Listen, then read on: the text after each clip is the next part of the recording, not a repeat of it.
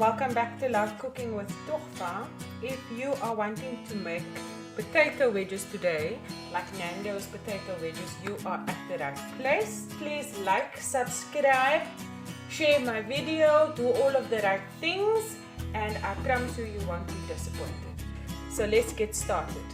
I have about 6 potatoes cut into wedges. You can cut it as best as you can into wedges. That's how I cut mine. So I've used a mixture of round potatoes and long potatoes. I've washed it off nicely. You want to be sure that your potatoes are clean and there's no sand on it. So first we're going to add in some salt. You can always add in salt after your potato wedges are done because you don't want to over salt them. I'm also going to add in mixed herbs. You can use any herbs. You can use rosemary, you can use Italian herbs. It's entirely up to you. I'm just breaking pieces of rosemary off and putting it in the bucket. It's nice for an aroma and for flavor, to be honest with you. And then we're also going to add in some olive oil.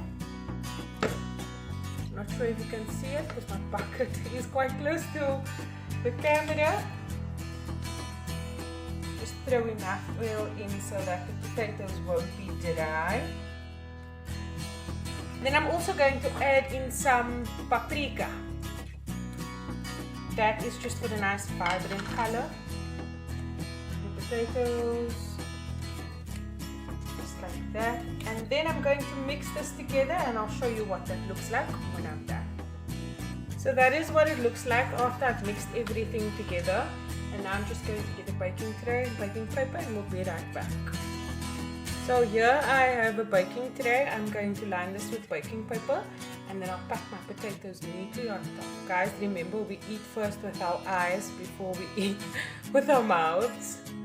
So make sure that it's packed nicely and it looks nice. So I've packed all the potatoes into the baking tray nicely. Be sure that you don't want your potatoes laying on its side because that's not going to be very appetizing to the eye. So I've just put some rosemary on there as well, and now I'm going to put it into the oven. The oven has been preheating on 180 degrees. And now I will bake the potatoes until it's nice and soft, and I'll be right back to let you know what it looks like when I dish up.